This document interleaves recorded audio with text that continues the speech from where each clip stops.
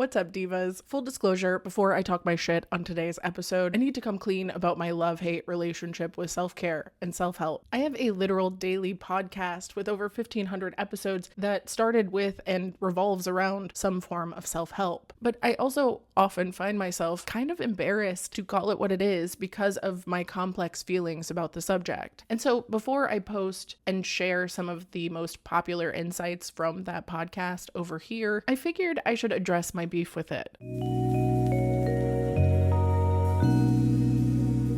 The main problem I find myself having with self-care is that everyone has a different definition for it. It means something a little different to each of us, and anything without a simple or universal definition gets tricky to communicate effectively, because self-care literally means caring for yourself, which to me would include anything that can help yourself become and remain a functioning and somewhat satisfied human being in your current situation. But because being a human includes such diverse experiences, and it also means inherently dealing with some messy and complex situations, we can safely assume that dealing with those will sometimes be messy and complex too. And if you're like, Julie, there's obviously a better definition than just caring for yourself, why don't you go to the dictionary? Well, I did that too. I started there, and that's kind of how we got here. So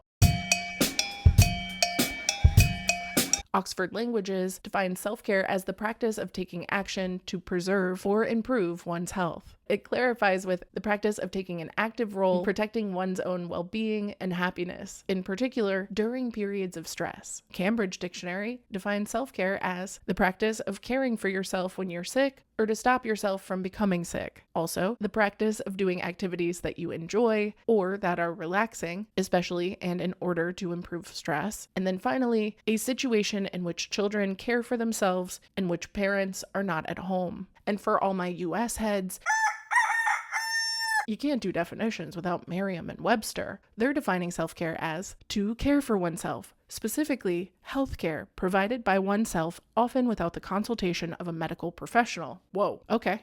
That's different. As you can see, there are a lot of different definitions that pop up. And because the term self-care has been used so broadly in both pop culture and colloquially, I realized my definition for self-care was more psychology-based, more mental health stuff, more how to get out of bed so you can start making it. And so I went in search of a more mental health perspective definition, and I found one.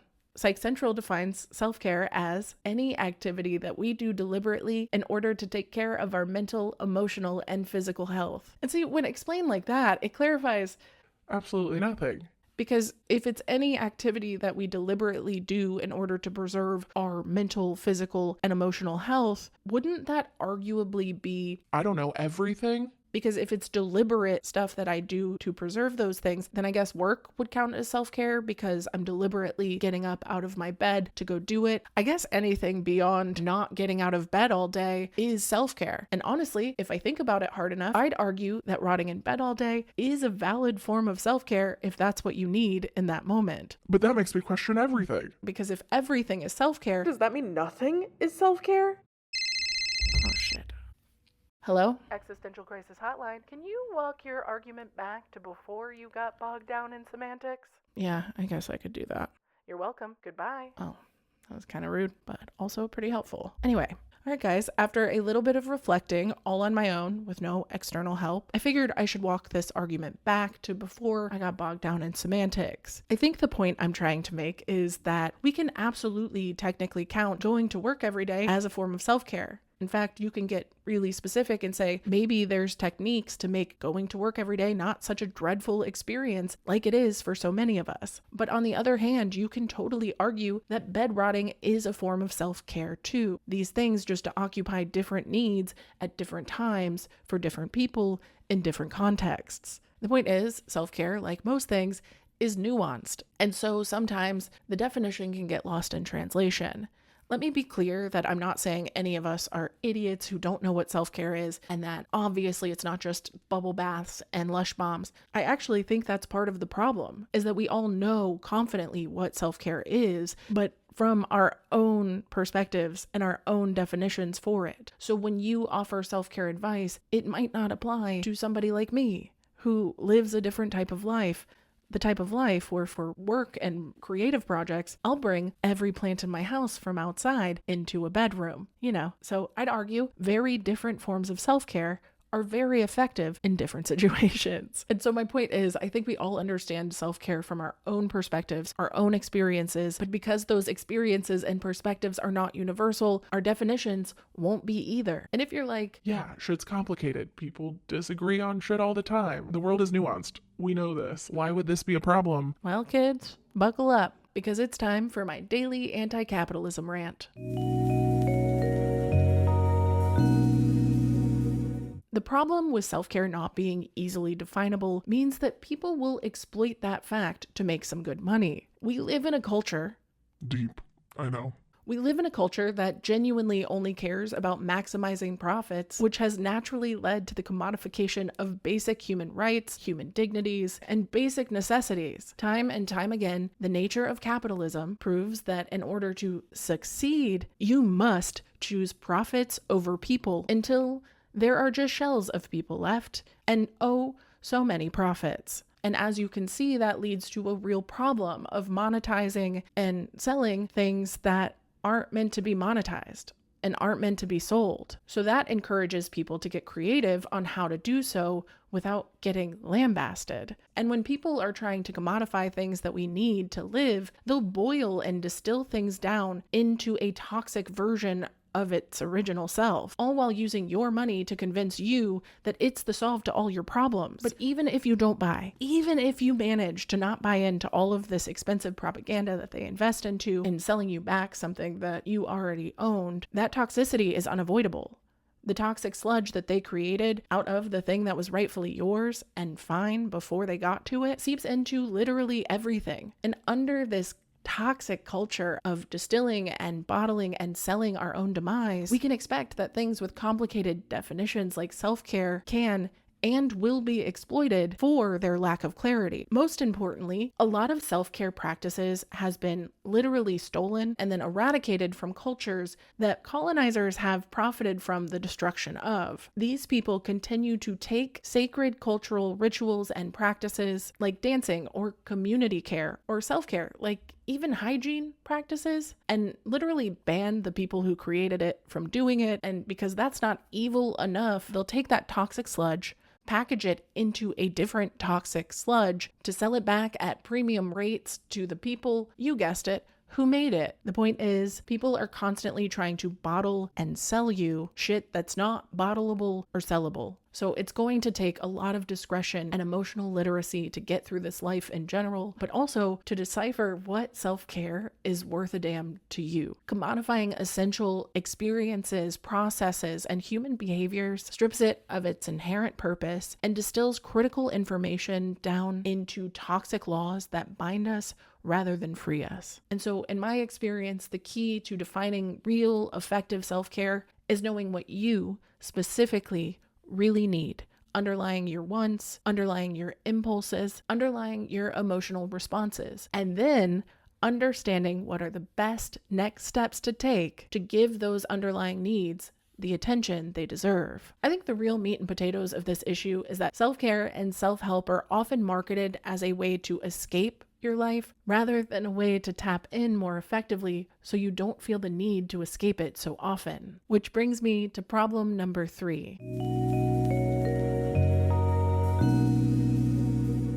There is no self-care mountain to reach the pinnacle of. There is no self-care routine that can be perfected. You can get better at your self-care routine and you can find things to accomplish, like goals. But self-care is an ongoing practice, so it doesn't really work like that. I like to think of it more like gardening. You don't technically have to tend to your garden at all, but if you don't, you'll notice. But if you do tend to your garden, there's going to be some challenges and some trials and some things that need specific attention, like bugs and storms or crops that might need a little more attention than you expected. But when the harvest comes, if you've figured out the amount of care that your garden needs, ideally based on its specific environment, the amount of space and resources and time and energy you have to dedicate to that environment, and the necessary crops that you would like to grow in that environment, Your harvests will thank you, and you and your community will benefit from it. I think in the best case scenario, self-help and self-care is there to help you find the right combination of strategies to make a somewhat better or more enjoyable gardening experience. You'll need some patience, you'll need some grace, you'll need some wisdom, and you'll need some knowledge of your own land before you have any success there. I think this is especially a helpful analogy when thinking about how painstakingly slow gardening can feel. But then when it's finally harvest time and you actually start to reap some rewards, it's probably time to start retending to the soil so you can plant new seeds for the next harvest. And since we all have this metaphorical garden to tend to, it's nice to have different strategies to fall back on when we're overwhelmed or confused or frustrated with a specific problem or just gardening in general. But like in real gardening, you can read all the wisdom in the world about gardening and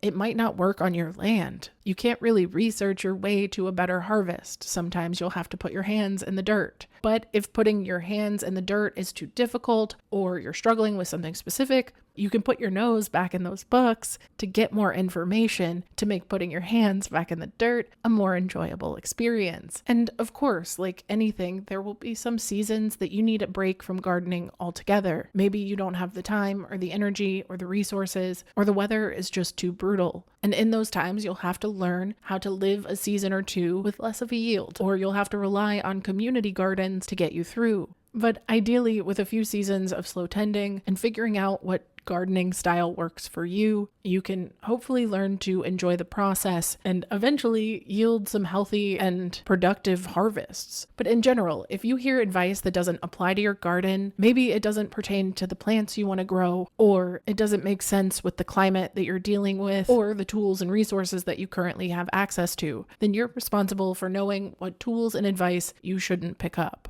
And remember, you don't need to study horticulture or buy farmland to grow a beautiful bounty of harvests. In fact, with all the information and support that is out there, I can provide for me and my community in ways that work for me in the space that I have. I think a lot of us want to skip to buying the farm when we haven't even learned how we like to garden in our own backyard. We're investing all of these resources and this time and this energy into growing plants we never wanted to grow. All we can do is tend to what we have now with what we have now, with an understanding of how gardens work, which is incredibly slowly and with constant attention, but also so much patience. And uniquely, what worked for the neighbor might not work for you. Self-care is not some magic pill one-off solution to all of your problems. It's also not supposed to be a way to avoid everything negative about life. Shayna Ali for Psychology Today wrote, "After years of self-neglect, you may be so eager and hungry for self-care that you begin to form unrealistic expectations. However, self-care isn't a magical pill. Self-care is a practice that warrants active attention to strengthen your well-being.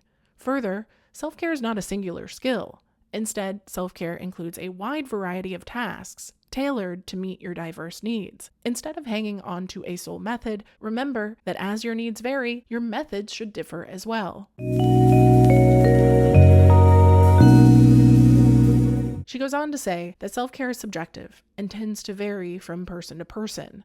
There are some forms of self-care that may be beneficial to everyone, such as getting adequate sleep and hydration. But even for universally beneficial strategies, the needs in terms of quantity or quality may differ from person to person. You might hear about a method that makes you excited and you go, wow, they've really got it figured out. Maybe if I do what they do, I'll have it figured out too, but that's not how it works. Self-care is broad. It's subjective. There is no one-size-fits-all approach to self-care, yet it's often marketed like there is. I know I'm not alone in sometimes forgetting that self-care is not optional. Effective self-care is an ongoing, ever-changing practice of discovery and reflection and self-soothing and accountability and challenge. There will be ebbs and flows. There will be weeks where you're so amazing at self-care you should start a vlog. And then there will be other weeks where if your screen time was a full-time job, you'd be getting paid time and a half. Working overtime.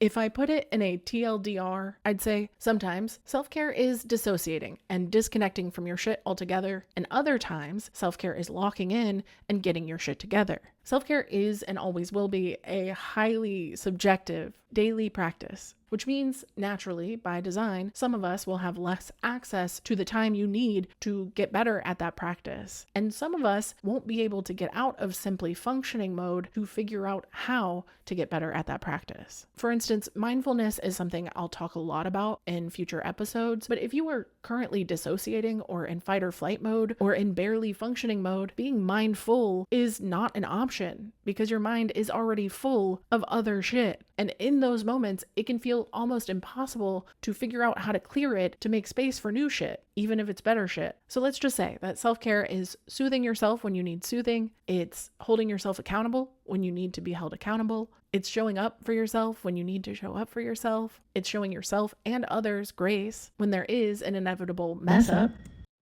Editing Julie here. It's also community care. I forgot to put that in. It's definitely always marketed as just take care of yourself. And a lot of self-help and self-care that people really need and are missing is the fact that they don't have a community that they can either rely on or support and feel some type of agency towards. Self-care is often a community practice that has been marketed to us as an independent practice so that we'll stop doing it together and we'll be less effective at it, and we'll continue having to buy products that will make us more effective at it because we never had the community that we needed in the first place. Back to the show. But overall, self-care is the simple act of knowing what you need in any given moment and knowing how to give yourself what you need in a way that does not harm yourself or others. Okay, that's it for my problems. And if you're like, Julie, I can't believe you feel so strongly against self-care as a commercial product and then are trying to commercialize the product. Yeah, I know. That's why I needed to do this episode. So I could share some warnings so nobody falls into that trap when consuming my content. Because the commercialization of anything can make it dangerous for sure, but I'm going to do my best to only put out stuff that has actually helped me. But you have to bear in mind that I have a very unique and specific perspective. Ideally, there will be some overlap because I genuinely don't believe that everything under the umbrella of self-care is trash. Obviously, I wouldn't have pulled my plants in from outside if not. I actually really do find value in self-care. It's the reason I'm alive today, genuinely.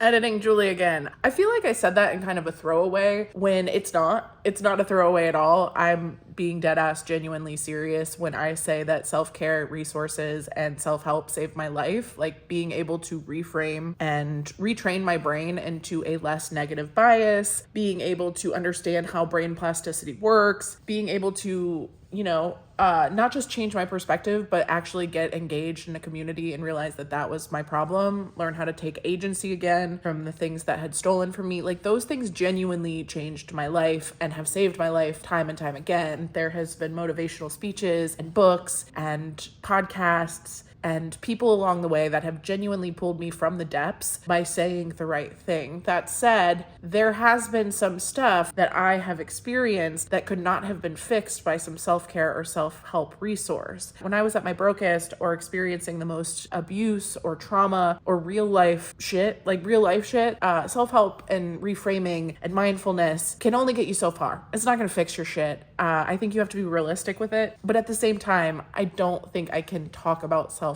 and self-help without giving it its flowers that it deserves, because it really is genuinely incredible for people like me who have a negative bias towards life and just experiencing, because I'm an anxious person and needed some of that extra push to better cope with it. But coping strategies aren't going to necessarily save your life, but they absolutely can help, I guess. I want to not belittle how important self-care is and self-help is, but I also don't want to give it too much credit because it can't fix real problems. It can't get you more money. You can't just think your way out of poverty or a healthcare situation, but having the right self-care and self-help strategies can definitely help you cope with that shit. Yeah. All right. Back to the show again.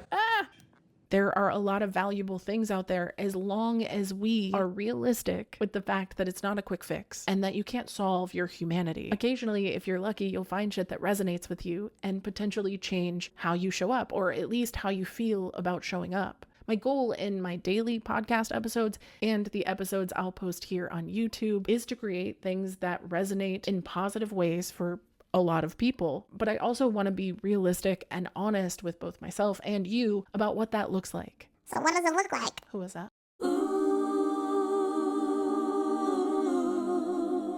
Reminder 1, the point of self-care is to care for yourself, not add unnecessary shame or heighten the stakes. If the self-care isn't serving you, don't do it. At the end of the day, there really is no grading system. There's no achieving top marks because unfortunately, self-care is just a necessary part of being a functional and alive person in society today. Reminder 2, you can't optimize yourself out of experiencing discomfort or fear or anger or sadness or any other uncomfortable feeling. Learning to experience the full spectrum of complex human emotions in a way that doesn't consume you falls under that umbrella of essential, necessary self-care. Reminder 3, there is no one-size-fits-all solution to our problems. What worked before for us might not work today. Stay flexible and patient and kind and generous to yourself in the process. Life is really complex and weird and tricky and messy and unpredictable and impossible to map out. It's also incredibly subjective, which means I can give the same generalized advice to 10 people, and a few of them will understand the point I was making as I was making it, while others still will need to contort that message to fit their narrative that applies to their situation. Think about it. Something that might be a revolutionary act of self-care for one person, like flossing your teeth, might be second nature to another person. I'm sure my dentist uses a water pick, and then another person might not even find that advice accessible. Maybe they have dentures. Honestly, there are times when I'll hear something several times and then get something different from it every time I hear it. Embarrassing example, the first time I saw 500 Days of Summer, I thought he was the victim. The point is, self-care is going to look different for everyone, so if someone's trying to sell you a one-size-fits-all solution, they are either grifting you or they truly don't understand how subjective the process is. Oops, my bad. But occasionally, if you're really lucky, you will find a piece of art or content or motivation or podcast or YouTube channel that really does resonate with you. It is rare, it is elusive, but it does exist. So throughout my upcoming self-care series, I will try my best to offer you reminders of the good shit, as well as some support in dealing with the not so good shit. And hopefully every once in a while, my words will resonate with someone. But I understand by design that it can't work for everyone. I just hope that all of the viewers, even the ones who are dedicated to misunderstanding me, will understand that too. Because I actually think that's where the magic of self-care lies. Somehow, against all odds, we find something that does resonate with who we are right now in this moment on this planet. Sometimes we'll find a piece of advice or motivation or a story or a piece of art or a piece of content that sometimes changes how we feel or how we show up or how we feel about showing up. Which brings us to reminder 4. Sometimes, if we're really lucky, we will find things that can offer us guideposts that can help to lead us and guide us towards finding our own paths on our own journey. And when you consider how frustratingly broad and undefinable self-care can be, it kind of does make it that much more impressive and magical when you find something that actually works for you. It gives me genuine hope to know that somewhere, somehow, someone is writing down an experience that I'll find later and go, oh my God, I thought I was the only one to experience that. It was the most convoluted, complicated combination of emotions, and this person felt it too? What are the odds? What are the odds to know that someone has felt something as deeply as I felt, let alone share in that feeling in a way that allowed me to feel a feeling with someone instead of for someone, or in a way that pushes me further from someone? I think James Baldwin said it best when he said, "You think your pain and your heartbreak are unprecedented in the history of the world. But then you read. It was books that taught me that the very things that tormented me were the things that connected me with all the people who were alive and who had been alive." Editing Julie popping up one last time. I found the full quote, and it's so much better than the half-assed quote that I read from Pinterest. It says, "Only if we face these open wounds in ourselves can we understand them in other people." An artist is a sort of emotional or spiritual historian. His role is to make you realize the doom and glory of who you are and of what you are. He has to tell because nobody else in the world can tell what it is like to be alive. All I've ever wanted is to tell that. I'm not trying to solve anybody's problems, not even my own. I'm just trying to outline what the problems are. Being a human is the most complex and nuanced and complicated experience, and it can be fairly brutal, and dramatically more so for certain people. That said, most people have some sort of perk. Every once in a while, there's a perk. And if you can keep your eye out for those perks in between, you might start to catch a glimmer or two. And if you start paying attention to those glimmers, you'll start seeing more of them. A friend of mine blew my mind once by saying, if you're only self-aware of the negative shit you do, then you're not self-aware, you're self-critical. And it shook me because I do have a tendency to focus on myself negatively, but I also have a tendency to focus on the negative shit around me too, which means naturally I have less time to focus on the good shit that's happening around me. So I have to make a point to prioritize it, and when I do, I genuinely start to notice it. So my call to action for this episode is to encourage you to read, to listen, to watch, to keep an eye out, and pay really close attention to the things that feel like glimmers, the things that feel like shadows of hope, and the things that actually make you feel seen and not alone, the things that make you feel emotionally connected and maybe a little motivated, the things that resonate with you. Keep them in the notes of your phone or in a journal or on a loose leaf piece of paper. I don't care. But if you're into it, I highly encourage you to compile a list of anything that can make you feel more alive in a good way, more in touch with your humanity in a good way. So you have a stockpile of things that have resonated with you for days when you're not feeling so connected to your humanity in a good way. Bonus points if you share it with me in the comments or with other people who you think it might resonate with too. I think the key lesson I want to leave us with is that finding good self-help and good self-care resources is meant to be an exploration. And what's cool about this exploration is that when you start to be on the lookout for your humanity and others, you will start to see it in everyone and everything almost all the time. But until then, just let yourself enjoy the process of exploring and remember that there's no grade, that there's no doing it right or doing it wrong. And while there will always be ways to improve, there will always be people trying to sell you ways to improve that aren't good. So in the meantime, have fun figuring it out and try not to stress yourself out about the other shit. If you think this episode would resonate with somebody that you know, please share it with them. It makes a huge difference in getting the word out that I'm making this. If you made it this far, I ask that you leave your favorite feel-good, happy song in the comments. I'm making a hype up playlist and I would love to hear from you what you have on yours. If enough people respond, I'll make the playlist public and share it with y'all. In the meantime, I'm excited to show you what I have in store. Stay tuned for next month. Please subscribe if you haven't. Also, if you have specific questions you'd like answered, you have episode suggestions, ideas, feedback, or any other inquiry, you can email me at mydbpodcast@gmail.com. Until next time, I love you, friend. Goodbye.